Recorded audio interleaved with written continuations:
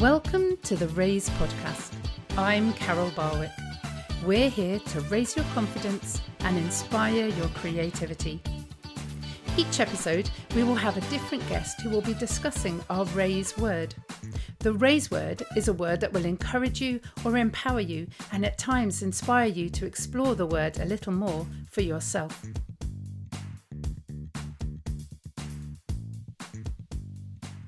Well, hello and welcome to the Raise podcast. I'm Carol Barwick. We've already looked at the word harmony, and today we're going to look at the word hope, a word that is so important at the moment. And it's fantastic because I had hoped that the guest that we have on today would do an episode, and here he is. So I'd like to welcome David Nussbaum. David, how are you doing this morning? Good morning. I'm doing well, and my broken ankle is getting much better. That is good. Do you want to tell us about your broken ankle? What happened? Well, people keep asking, did you do it skiing? And the answer is no. I did it walking on the pavement at 3 o'clock in the afternoon, 200 meters from home, where there was an icy patch, and I slipped and fell.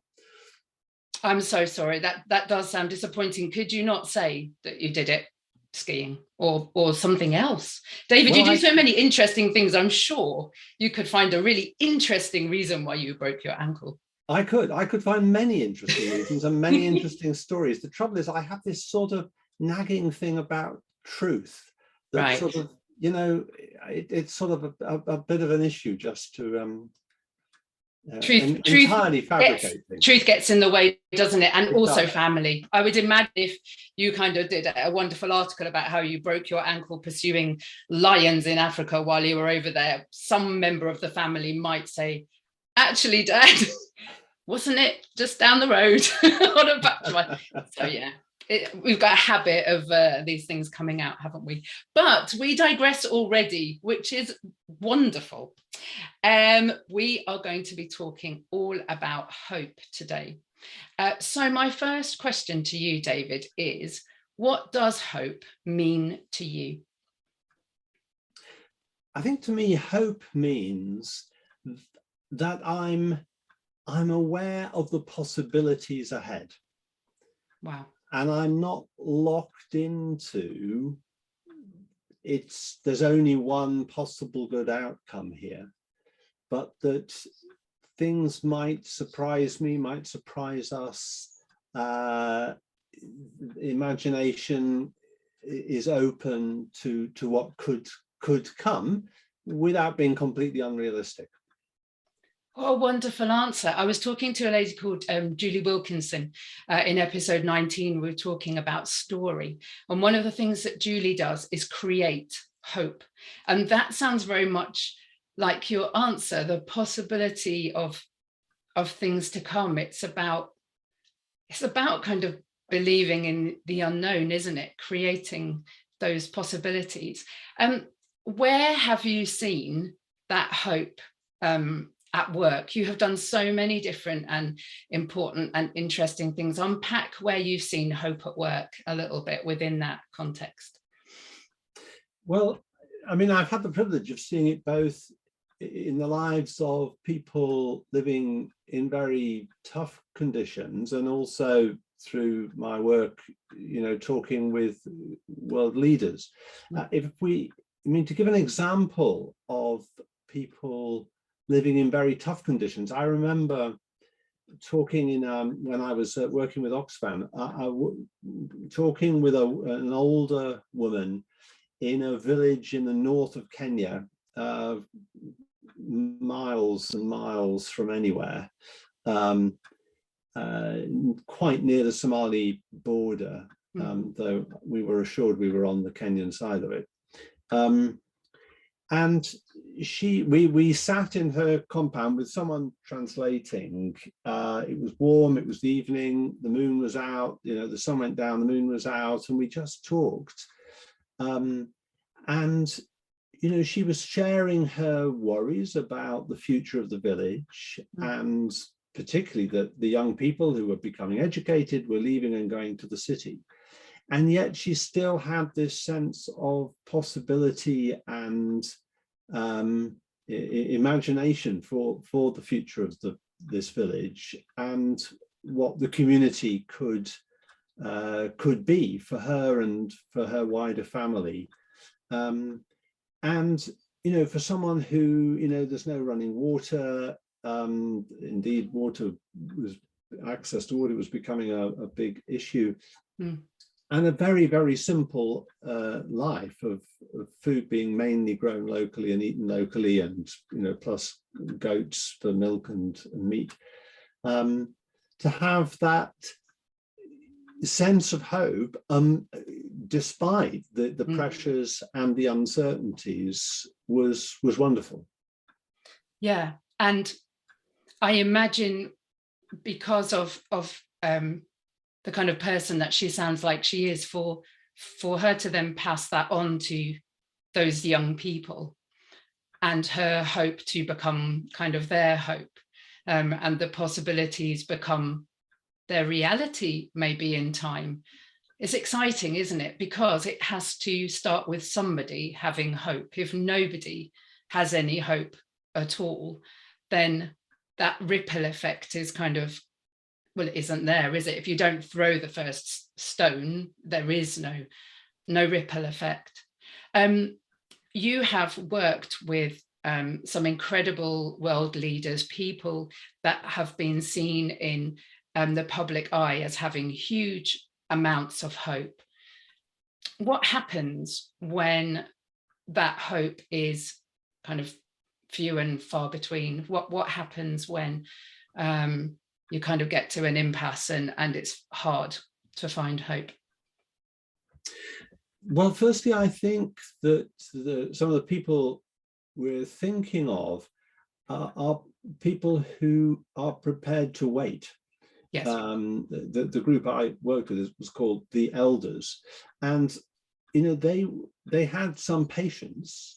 They had a sense of impatience, of wanting things to happen, yes, but also a willingness at times to wait and see, and wait for something to happen that would change the situation, that would break things open, that would create new possibilities that weren't there at the moment. Yeah. And that willingness to have some patience, despite the sense of urgency that often there is in sometimes terrible situations, was, I think, a part of the way they looked at things, and thinking about, well, what is possible now and what might be possible at some future point.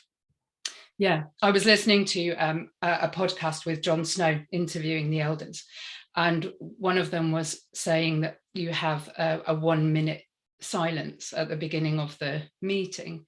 And I found that very interesting, particularly in what you're saying in terms of patience, because it's giving that space to literally breathe, isn't it? And connect. I used to work in a school in Bradford, and they used to have a 2 minute silence in the morning. So whatever was happening, you literally had young people who might be about to knock 10 bells out of each other, and they had to stop for 2 minutes and just think. And it was so important. I think every school should do it, because it's in those 2 minutes where the imaginings can happen, isn't it? It's in those 2 minutes where you can think, right, okay, do I want to carry on in this trajectory, or maybe I can take a different path, And I love the way that this elder was talking about, the need for patience and waiting, and that stillness. That can be quite scary, can't it? Particularly in a situation where you're not sure where the hope is. Silence it's brave. I think silence can be brave. It certainly can, and I'm pretty sure that that tradition. So when I joined the elders, Kofi Annan was the chair, so he was my boss, and they didn't do that 1 minute silence at the beginning of the meeting. I'm sure that when it did happen, it was when Desmond Tutu, Archbishop Tutu, was the chair, who had been chair before Kofi Annan. And he had very strong things to say about hope. When the elders was formed, they said to him, well, what do we call you? And he said, you can call me Arch. So we all in the elders referred to him as just Arch. Yeah. And when I wrote to him, I would write, dear Arch. Yeah. He would describe himself many times in interviews and on platforms as a prisoner of hope. Yes. And indeed, one of his sayings was, I'm not an optimist. I'm a prisoner of hope. Optimism is very wobbly. You sort of lock on to some assumed future event or outcome or result. And it can be very wobbly, because then what happens if it isn't realized? What happens if something goes wrong along the way? If all your optimism is very rigid, very brittle, it can be very wobbly. Whereas Arch Tutu, thought of himself as this prisoner of hope, and always thinking about how can we expect the best, what good might come out of this situation that we may or may not be able to see at this moment. And I think that's a very powerful orientation to have, particularly when times are hard, as of course they were for him through the years and indeed decades of difficulty in South Africa at that time. Yeah, interesting. So the wobbles of optimism, I need to think about that for a minute. I like that. It leads me to thinking about what is often linked with hope, which is wishful thinking. Where do you think wishful thinking fits in the wobbles of optimism? Because I feel like wishful thinking is very much laid in the wobbles, in the whatever those bits are. Now I know I'm on a podcast, I do this all the time, I'm wiggling my fingers up and down like wobbles. But the bit in the middle, I don't know what the technical name is for that, David. But I'm not sure what it is. But I think the thing with wishful thinking, or the way we use the phrase, of course, is it's where we've imagined something, but there isn't a connection between reality and the actual situation. Or if there is a connection, it's a very uncertain connection between the situation now and the future we're presuming. Whereas I think hope is about recognizing, being realistic about the situation, but exploring what possibilities there might be. If you're, wishful thinking, that you'll win the lottery or something, yeah, fine, but 14 million to 1 you won't. So rather than that kind of unrealistic wishful thinking, or just sort of rather simplistic, hoping for the best, I think hope is a much deeper thing, and it looks at creative possibilities, even in the face of difficulty and hardship. And I think the other thing about hope is that it increases when we act. Yeah. So it's an active thing. It's not like, you buy a lottery ticket and then just sit and wait and see. Hope is much more something that motivates and encourages us to act on the basis of that hope. Not hyperactivism, where there's no real underlying basis for the hope, but a sense of being propelled into action in support of your sense of hope, and to help enable what might be to come about. And particularly, I think that action creates and sustains hope even more so when we do it with others. I think there's a community aspect of hope that's very important, and that together we can build each other's hope in a way that's much more difficult to do, if you're Robinson Crusoe on the desert island and there's just you, Yes. That's harder. I mean, you can still have hope, presumably for a ship to come and rescue you, or possibly if you're enjoying yourself too much that you won't ever be Not found. to come and rescue you. But it's very different to having a community who are acting together to sustain themselves and to realize the sense of hope they have.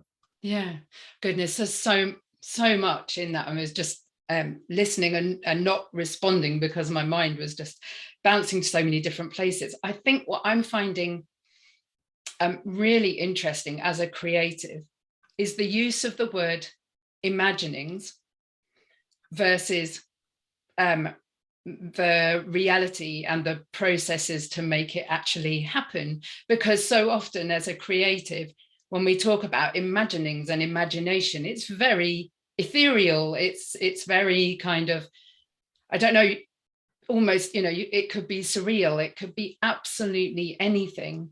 And yet you're talking about the processes needed to make it real. So you can wish to win the lottery, and you're right, it is an absolutely huge number of probability that it's never going to happen. However, if you never buy the lottery ticket, that probability is even less. So it's that process, isn't it, of putting things in place. And it felt like when I was listening to the podcast yesterday, that's very much what the elders do. They look at what is possible and the situation at hand, but then also what can be done, and talking it through and discussing it in a real kind of tangible way, but a way that looks at the possibilities rather than the negatives. And I think obviously one of the opposites of hope, and I say one of them because I think there are probably a few, but the most known is despair. And despair is when you cannot see any solution at all. You can't see any way forward. And so what you were then saying about hope needing other people to kind of support it just makes that even more important, doesn't it? Because I think despair is so lonely, it's so dark, and it can take you to a place where you don't even feel like other people would want to share with you in anything. Where do you see despair kind of come into play, and where have you seen times where there's been a definite desperation and hope has made a difference, has kind of broken through? Sadly, I can think of quite a number of instances of despair, and I'm very conscious as we're recording this podcast now, of the situation of people in Ukraine, facing a Russian invasion, and particularly the shelling and bombing of whole cities and siege. But I think we've seen in the past how even in those situations, people's sense of hope and, as I said, acting together can sustain and change that. Certainly as we speak, there's enormous solidarity, extraordinary solidarity really, and determination amongst the Ukrainians. But here's an example of an interesting thing on a big scale. We often think of the NHS, the National Health Service in this country, as something that was sort of happened after the war, after the Second World War. But actually the plans for it and the thinking about it was happening during the war. Already, I think in 43, there were things being done to look ahead to what do we want after the war, even though at that stage, when was it going to end? How was it going to end? They didn't know. But there was that sense of, we need to work together on what future are we wanting for ourselves, when this nightmare comes to an end. Mm. And and that's very important, and it's an example of this acting to create and sustain hope, but also how doing that opens up the possibilities of, well, let's brainstorm about what might be possible at some point in the future. And if that's done in a realistic way, it can be this sustaining force through what can be very dark times. This is about looking at, even when the situation is terrible, looking at there can still be good things coming out of it. And I thought about this in the context of Ukraine and the terrible things that are happening there at the moment, and yet some of the good things that come out. This prayer was found scribbled on some wrapping paper near a dead child in Ravensbrück concentration camp, where almost 100,000, mainly women and children, died. I'll read it to you if I can. It's only very short. Lord, remember not only the men and women of goodwill, but also those of ill will. But do not only remember all the suffering they have inflicted on us.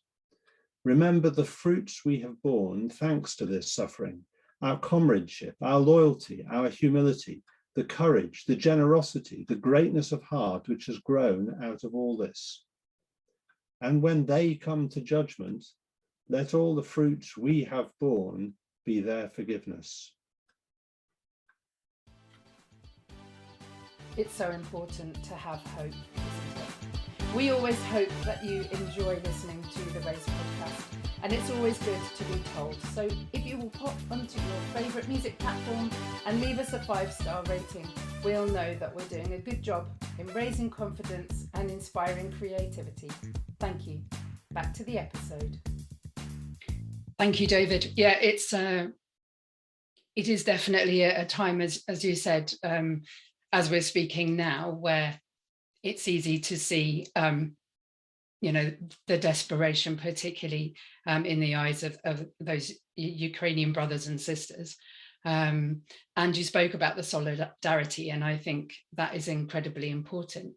I wanted to take just a side sweep, because the way that I met you and your family was when I worked with street children in Guatemala. And of course, in terms of hope for a lot of the children particularly, it is a very kind of dark and desolate place, and particularly when we were there, they were seen as not very important at all. And one of the things that I was unable to do while I was living with your family was write some songs about those children, and we came up with the album Streets of Hope, and your lovely daughter Sarah sang on one of the songs, and the song was about starfish, and the idea that story of a man not wanting to throw a starfish into the sea because would it really make any difference, and realizing that actually it will make a difference to that one, and going back to the community spirit. I think we are seeing a solidarity with the Ukraine, which perhaps is surprising us somewhat. We're seeing those similarities, those commonalities. And I think for so many people at the moment, there's just such a feeling of helplessness that we want to bring hope, and we want to stand alongside them, and kind of how to do that. Has there ever been a situation where you have felt burdened to bring hope, but not being able to? I remember going to some parts of Eastern Europe, not that far from Ukraine actually, in Georgia and Armenia and Azerbaijan. And we went to see people who become refugees as a result of the conflict in Nagorno-Karabakh. And I remember talking to them, and one of them pointed out, he said, I can see the village I used to live in. It's over there, but, you know, a long way over there, but I can see it. But I can't go there. And we're stuck living here in a refugee camp. And there seemed no prospect of the situation changing or improving. And other than saying, well, we can try and make the refugee camp a little bit nicer, there seemed nothing else to bring. And what I've been terribly conscious in the, 20 plus years since then, is that those people and their families, as far as I know, are still living in that refugee camp. And of course, that's the case for hundreds of thousands, and in fact, millions of people around the world. That, you know, at the moment, our news is all filled with the situation in Ukraine. But, you know, what happens about all those worries about what's going to happen to the people of Afghanistan following the pullout of the Americans and the British and the sanctions and, you know, no food, economy not functioning anymore? What's happening about the situation in Myanmar with the military takeover there, or in parts of Ethiopia where there are terrible things happening? You know, our willingness to sustain interest and to sustain action is all too often quite limited. And, you know, there are some issues around the world which continue to get lots of attention. Not all the time, but, you know, they haven't gone off the agenda. But there are others which quite quickly we seem to move on, and we don't remember anymore. We forget and we ignore, and, you know, something else has come about. And I find that, you know, quite troubling and difficult. And that it happens generally, but also for myself. And partly, you know, I can't live coping with trying to keep an active interest and tracking all these different situations all around the world over, you know, all this time. It's very difficult to do that when it's not your day-to-day job. And yet, so I think, well, what can we do? But it comes back to your story of that starfish. You know, we can think, well, there are some situations or some people that we will, you know, I will keep on top of. You know, I remember my parents for many years wrote to a political prisoner in Russia, actually, and for years. And he was, you know, locked up in a psychiatric hospital, and, you know, they were in touch with they wrote about him and objecting and tried to get letters to him and to his family. And it seemed hopeless. And then eventually he and his sister were allowed to leave. And I remember going to the airport when they arrived in this country, you know, with asylum agreed.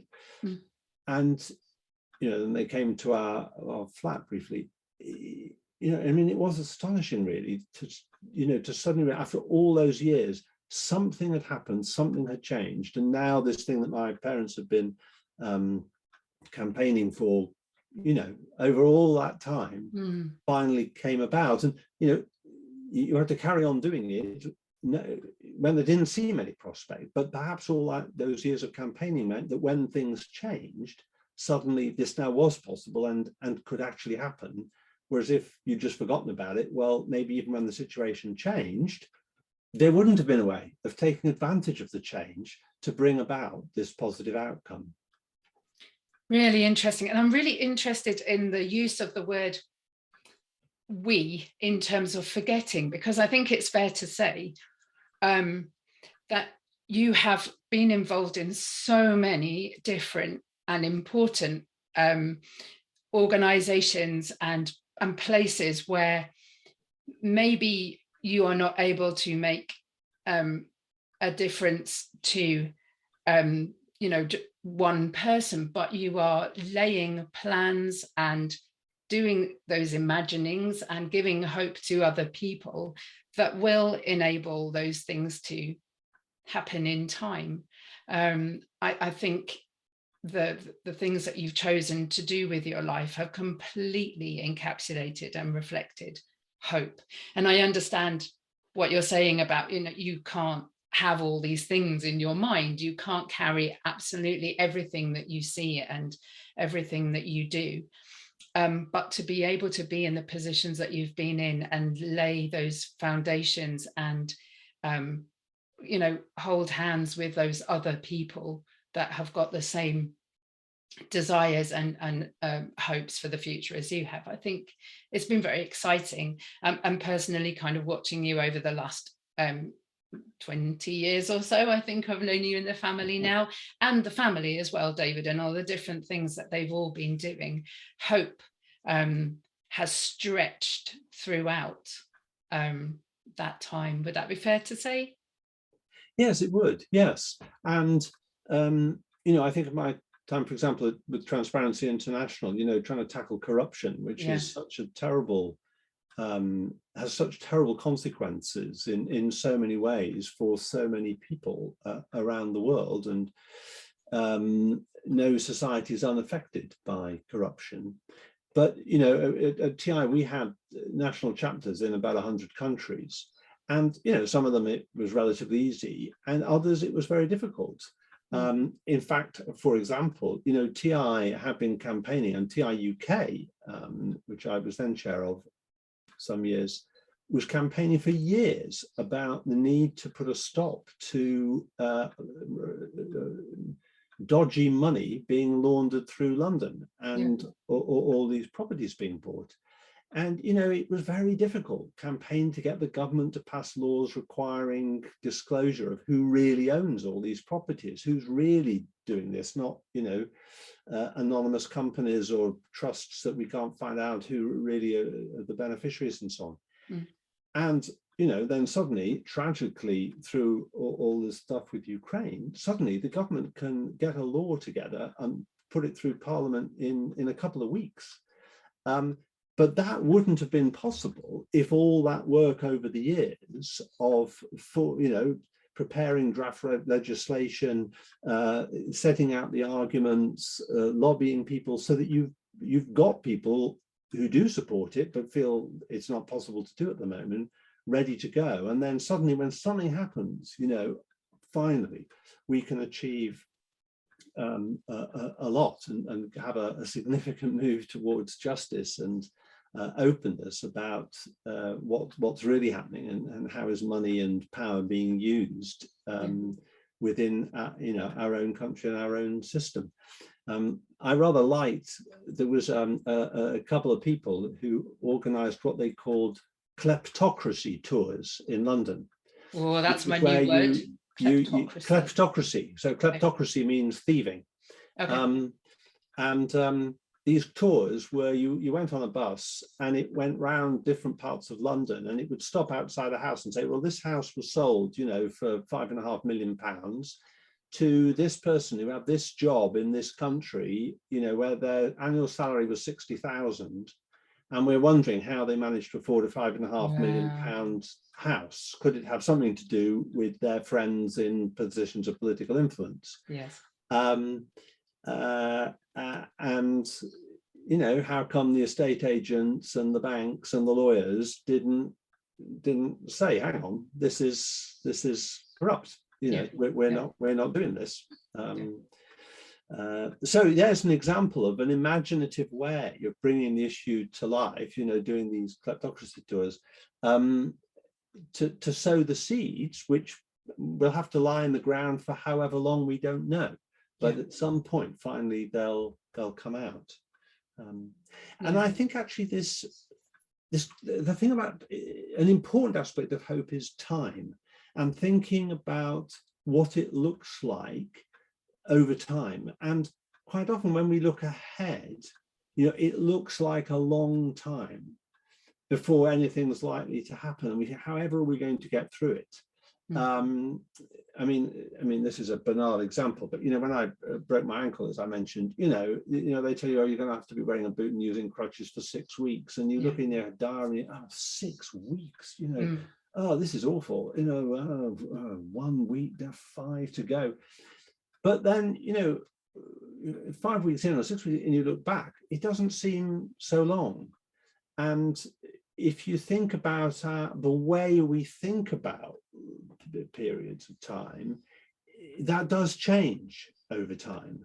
And sometimes, at least, quite prolonged periods of darkness can gradually shrink in our minds as they become longer ago. And the potential and the good things can grow. But I think that depends, of course, on which which sort of garden we water. If we water and encourage all the bad, and to be thinking and ruminating constantly about all the bad times, that enlarges it in our minds and our lives. Whereas if we focus with others on good things that have come out of bad times and of hope for further possibilities in the future, then I think those things become bigger, and that helps shift our perspective. Yeah. It's not about denying the past, but it's about getting an appropriate perspective on it. Absolutely. Yeah, just to kind of make it very personal to me, it's something that, I've been going through, and the whole idea with long COVID and not knowing how long it's going to be, and so many questions around kind of how does this look, but knowing that doing something like this podcast whilst I have a different shift in time has been really important, and it wouldn't have happened, I don't think, unless I'd got long COVID. But the idea of time, we definitely need to do a podcast episode on time. I'll have to think about you and I can talk afterwards about a guest to talk about time, but it's just so shifting, isn't it? And it depends where you are as to whether it's a long time or a short time. Seb used to do the final thoughts at the end of episodes, and he's retired, obviously, because he's 8, and so he needed to retire from that. But he used to say, a short while is a lovely long time. And I think it depends on your perspective, doesn't it? And where you're at in life, and whether you're seeing things, whether you've planted things and they're growing even if you can't see them, or whether you just see the earth with nothing in it and just think this is never going to happen.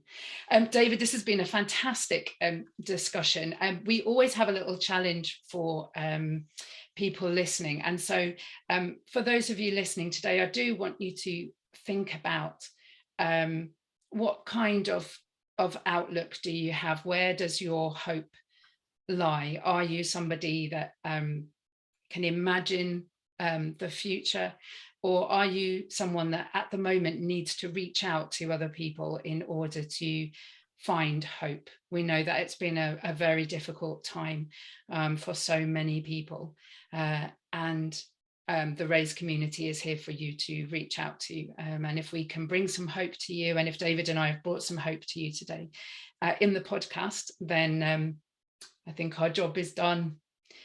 David, we now come to the part of the episode where I write you a poem, so just bear with me 1 minute while I get it. Now, I have to admit, there are times when I bail on doing it completely live because it's important and I want to say the right things. So I have written this already, but I think you'll be interested in what I've written, because obviously I had no idea what we were going to talk about. And I love it when this happens because I think it fits really well. So, hope springs, hope sings, hope dreams, believes, says yes. Hope waits, excited, patient, impatient. It tugs to see what's round the corner, yet spends time on its knees in silence. Hope grows. Under the ground, unseen, it pushes its roots deep into the earth before the fruit is seen. Hope has been, is, and will be. Hope is critical, crucial, loudly silent, and violently peaceful. Hope is strength when the weapons no longer have any power. Hope is. There you go. Wow. Well, my goodness, how that captured many of the themes we've talked about. In fact, we could condense the whole podcast to just that. Should we just do that? Absolutely not. Our discussion has been so interesting. David, as I mentioned at the top of the podcast, you're a busy, busy person doing such important things. Thank you for taking the time to speak to me this morning and to our listeners. And I hope that you have a wonderful rest of the day, that your ankle gets better very soon. Thank you. And thank you. Thank you so much. Thank you. Thank you for listening to the Raise podcast. We hope you feel raised and inspired by this episode. Whilst we're not offering face-to-face classes currently, we are doing online singing lessons where you can have your voice raised as well as your confidence. If you would like to find out more, please visit our website at www.raiseforall.com or find us on social media on either our Facebook or Instagram page. Take care.